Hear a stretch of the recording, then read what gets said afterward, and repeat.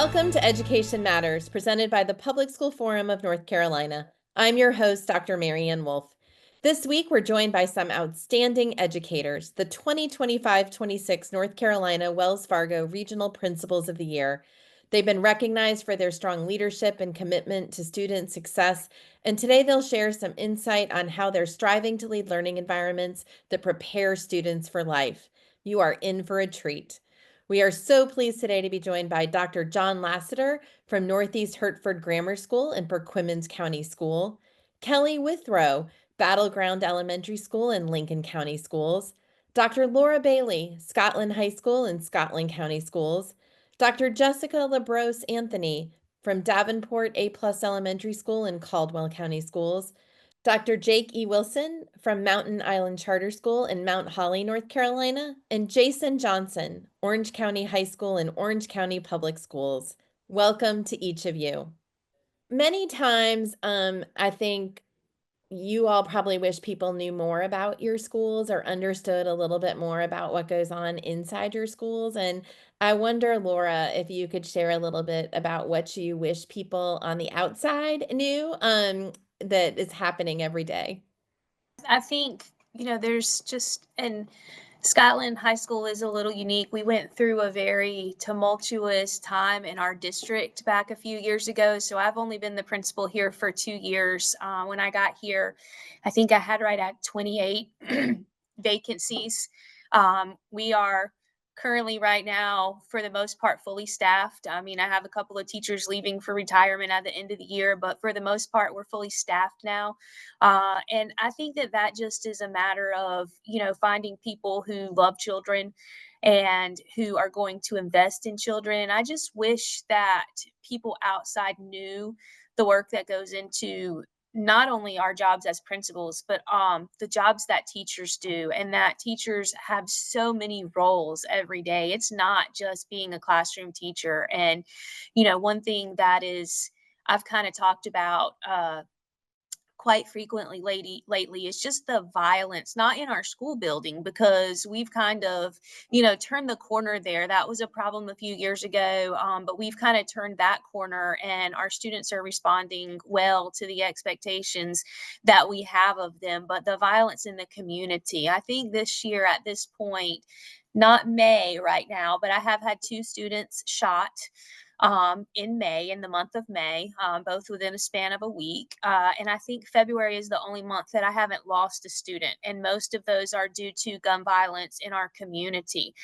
So I wish that people knew that we face issues like that as well. I mean, they see in the news and they read on social media about these acts of violence in our community, but they don't realize how those things impact what goes on in our school building on a daily basis. And that now our teachers are turning into counselors and mental health therapists because they're trying to help their students not only learn math and English, but how to cope with the loss of a friend at such a young age by such tragic means. And that is something that we're fighting every day. And, our school district has come together to kind of try to combat that and to be the positive force for change in our community. And we've formed this task force where we've tried to get churches and, local government agencies and everyone to come together so that we can try to stop this violence in our community. And it's not just our community, it's lots of areas that are similar to ours, but it does have a great impact on what we do in our school building every day. And I just wish people realize that teachers do so much more than teach.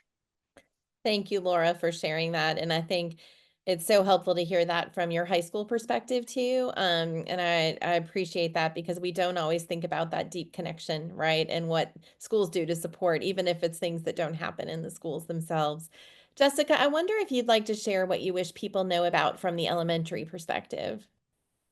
The many hats that we all have to wear and the burdens that we bear. I think from the outside looking in, it may seem, oh, well, we're just teaching kids to read, to read and do math, but we're teaching them also how to be good human beings. A lot of these students, I don't say a lot, but there are many students that don't have a positive adult. And so we're serving in that almost for some students as that positive adult that is providing that encouragement, making them feel welcome and making them feel loved and giving them hope that they can overcome, these obstacles that we've talked about here. And so it's, that alone, I think, covers most of what I would want people to know about that what's under the surface. Like, yes, we're working long hours and we're here, making lesson plans, planning, and right now it's kind of writing out award certificates and planning an end of year party and creating these memories that are going to last a lifetime, and just that amount of, time that's going into it, but then also that emotional burden that we bear for all the many things. Because, I worked at a high school before I came to elementary, and, the roles, it amazed me, because I thought, okay, these are big people issues that I was dealing with, it'll be different here. Some of these little children are dealing with what I would consider big people issues, and so and that's why that, that social emotional piece comes in. It's like, okay, this is what we're confronted with. This is the problem that we have. How is it that, because I can't teach you math or I can't teach you how to read until, number one, I know they say, like, people don't care how much you know until they know how much you care. And I think that's very true for children. And so I think we have to kind of take that philosophy on, and we're building relationships every day. It's not like we jump in and say, all right, let's read this book, and to the amount of research when it gets to the actual academic piece of it, the amount of research and work that goes into figuring out just the right way to reach this particular student. There's a lot of that individualized education that's in elementary school because we're targeting specific skills. It's a little different at the high school level, but in elementary, these teachers are they're reading research, they're doing professional developments. These are so many extra things that they're doing just to provide just exactly what that student needs. And so I think, on top of the surface level energy that goes into creating this beautiful thing we call school, I think it is that the many hats and the amount of, really thoughtful, mindful research and time put into creating this for our kids, specialized for them. Yeah, I want to just echo, what Jessica said, because there's this quote that I say often to the teachers at my school. I said, when little people are overwhelmed by big emotions, it's our job to share our calm, not join their chaos, right? Because the reality is that we're teaching young people how to be citizens, right? And that doesn't mean that we as adults are going to be perfect. We're certainly going to make mistakes. But we have to be the one that's grounded and trusted, so that when a child is struggling, or when they do have trauma that causes them to react in a way that is disruptive to the learning of others, it's our job to share our calmness, not to escalate that concern into a greater one. That doesn't mean that they don't get a consequence. At Hertford Grammar School, they certainly do get a consequence, but it's also a conversation about, hey, this is what happened. This is how we're going to handle it. And then what's our plan to make sure that it doesn't happen again? Thank you so much. We will continue this conversation with our Wells Fargo Regional Principals of the Year after the break.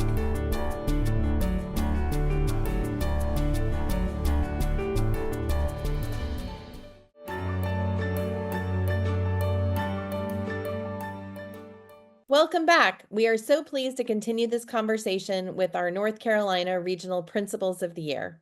I would love to talk just for a moment. In North Carolina, our state plays a big role in education, right? Both in setting how we operate our schools across the state, but also in terms of funding and policies related to that. And so I was hoping to get some insights on how the North Carolina legislature or the state can share appreciation and support educators and principals specifically. So I wonder, Jason, if you could start with that one.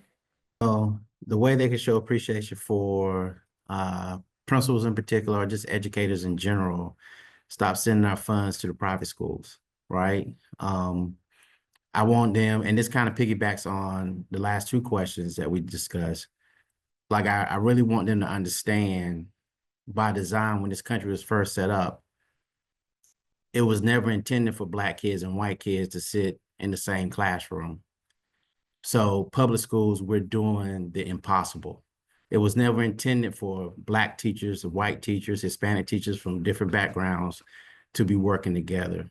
So they can show appreciation by recognizing the fact that we're doing the impossible. We're doing a good job at the impossible. So stop sending our funds to private schools. Thank you, Jason. Jake, would you like to add to that at all? Yeah, sure. I think one thing that comes top of mind is come see us. One of my favorite go-tos from let's say a spirited phone call that I'll receive occasionally from a community member or a family member who isn't satisfied is to come see what we do. Come into our building. I can't tell you how many times the absence of experience leads to the emotion that people experience, or their understanding or lack of understanding. And so I would have a standing invite to any of our legislators, all of our legislators, come spend some time in our building, come eat lunch with us, come walk our hallways, come sit in classrooms, because that's where you really do see the value of North Carolina public education. John mentioned something earlier about the flexibility that charter schools oftentimes enjoy, and certainly savvy charter school leaders will use that to their benefit. One of the drawbacks that we experience is funding, and so where traditional public settings are often funded in transportation areas and in other areas that charter schools don't often get. That is sometimes the trade-off. It's not a trade-off I complain about. Again, it's one of those. There is there's a way to enjoy that flexibility and get to really use that, and do really cool things, and then use what's really working in our schools across the state. Charter schools were always intended to be a bit of an experiment, and that's so cool. And we can use what's working in those settings to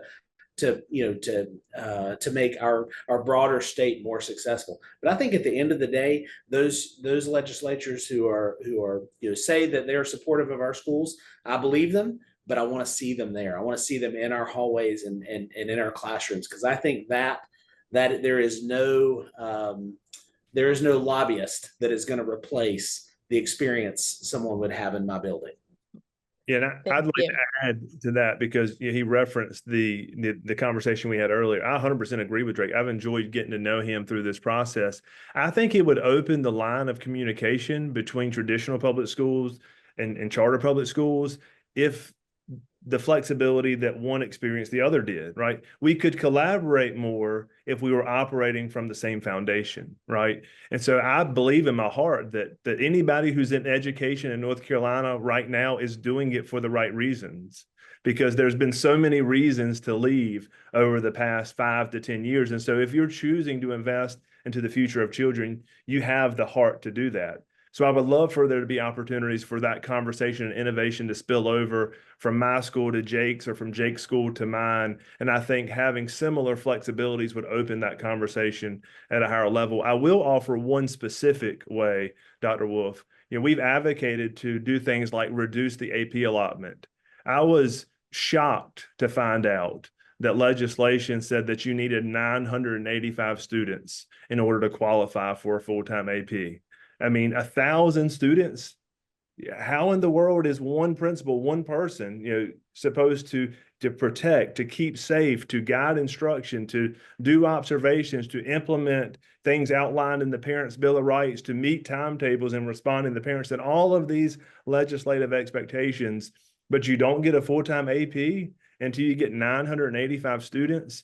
So that would be a specific is, address that number, bring that number down to a more reasonable. And I had an opportunity to speak to the General Assembly a couple of years ago about principal pay reform, that school complexity should factor into principal compensation, that a Title I school in a low-income area of the state is more complex in serving the needs of their students than students that are less complex. And so Patrick Green and Donna Bledsoe, former state principals of the year, chartered this work. And I had the opportunity to share with the General Assembly, like, there is a way forward to compensate principals in a fair way And yes, a small increase, but we're not asking for more money more than we're asking for honoring the complexity of the job that we do every day. So those are two specifics that I would add to the conversation. I really appreciate that. And at the forum, we've been bringing a large bipartisan cross-state group together around looking at the funding model. And we've really appreciated having people from traditional public schools and public charter schools in the room, along with many other statewide leaders and experts. And it's just been a really important piece of that. And so want to call that out as well, that there really are opportunities there when we think together, because a lot of the challenges and opportunities are very related. So really appreciate that. Thank you so much. We will continue this conversation with our Wells Fargo Regional Principals of the Year after the break.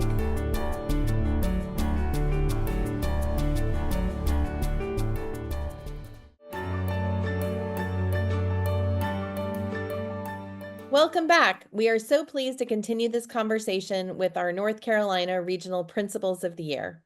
I'm going to let John go first because I know he has to jump. But just to share, what gives you hope? John? Forums like this, the reality is that if we aren't having a conversation about it, then we don't have an opportunity to make progress. Dr. Rob Jackson, a former state principal of the year, was the superintendent that hired me in Edenton Chowan schools. And he taught me the importance and the power of a story, right? And so what gives me hope is when I look at the screen and I see such fine school leaders who are willing to speak up about their passions. And I think that we all have agreements into what we're passionate about, and maybe certain ones have experiences and stories that make that passion more powerful. And so we can use our voice in this area. I can use my voice in rural spaces. I can hear Dr. Bailey talk about teacher pay and agree, because I'm 40 minutes from the Virginia line, and you could drive 45 minutes and make $15,000 more dollars. And how do we compete with that in northeastern North Carolina? And the answer to that is to tell stories. Like Jake said, to invite legislators into the school, to recognize that needing 1,000 students to qualify for an assistant principal is not what schools need to move forward. And so I'm not blaming anybody. I certainly don't want a legislator to feel like that in bringing those issues to light that I'm complaining. I'm simply telling a story that I know that I could serve my students better, that I could keep them safer, that I could offer better feedback to teachers. I could drive instruction forward, with a stronger investment in North Carolina public schools, which I think will pay great dividends a decade into the future. I'm a big believer in what return on investment are we getting from the strategies that we're using in the classroom or in life. And so my advice would be, what gives me hope is that if we invest into North Carolina public school students, the return on investment will be great in the next decade. So thank you for the opportunity to share. In a climate where I think it is sometimes tempting to lose that hope, I think for me, it's the magic of the classroom that gives me hope. I will tell anybody wanting to go into administration, they're like, what advice would you give? And I said, if you want to go into administration, don't ever plan to leave the classroom, because once you're a teacher and you believe in what you're doing, right? You believe that what you're doing is making a difference. I taught Spanish at the high school level, so I wasn't a core area teacher, but I believed that what I was doing was making a difference, right? So I was able to make that magic. At least I felt like I did.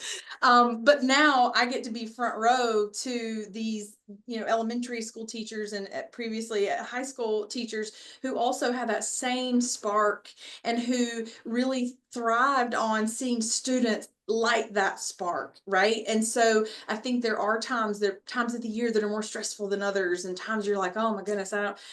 And then it's one of those things where when you see that light bulb come on, there's no feeling like it. It's just that you have now changed the trajectory of that student's life in a positive way. Whether you've built a relationship that gives them hope that they can achieve, whether they finally learned to read, or they understand that particular concept, they found a book series that they love and they get passionate about it. Those of you, with CTE classes and ROTC, watching those students find that thing they love.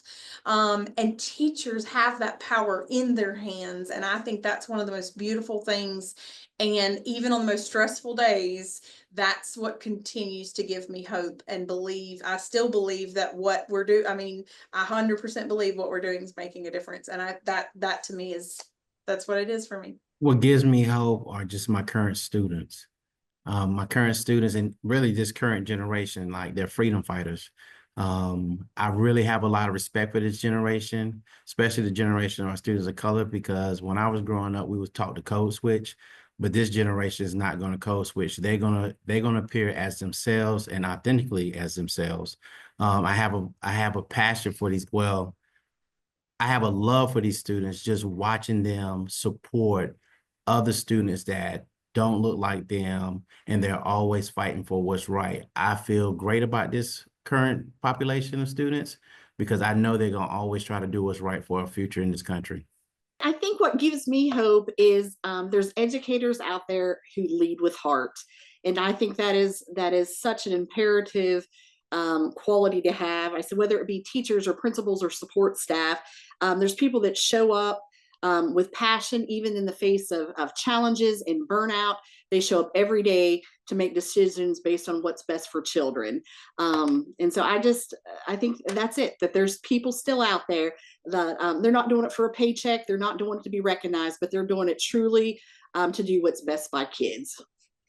I'll kind of dig back to my dissertation work here. When I did my research, it was on middle grades teachers who found joy despite the challenges of COVID. And the most fun part of that was getting to interview these incredibly passionate teachers who were not deterred by even a national, a worldwide pandemic that completely shifted the reality of education for a year or more in many cases. And so getting to see the number of educators out there who see themselves as Todd Whitaker, would put it, they're the filter for their classrooms, right? As we principals are filters for our schools, they control this microcosm, this environment where kids get to walk in no matter where they came from, kids coming from, wealthy homes, kids coming from very poor homes, coming from violence, coming from wonderful settings, it runs the gamut. And yet they take all of these kids and make incredible differences in the span of a single year. The fact that educators continue to do that year after year with an incredible passion, it gives me the renewed passion every time I think about it. And so just knowing that we get to work alongside incredible teachers day in and day out, that gives me a tremendous amount of hope. Kids give me hope. And I talked about my time as an elementary school administrator. So I kind of have a unique opportunity now to be in the only high school in our district. I am seeing these kids full circle, like this group that is getting ready to graduate in a couple of weeks. They were my first class of fifth graders when I was in my first year as a principal.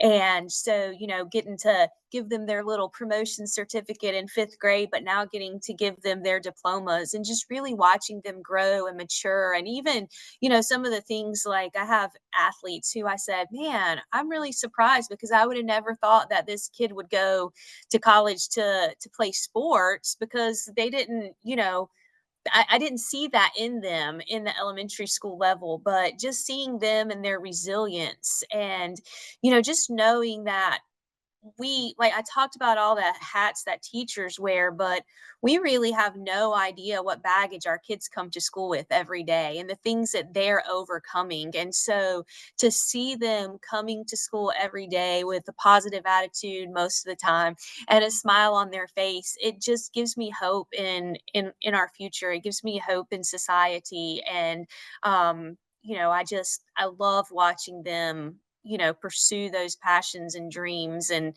that's what kind of keeps me going every day is the kids.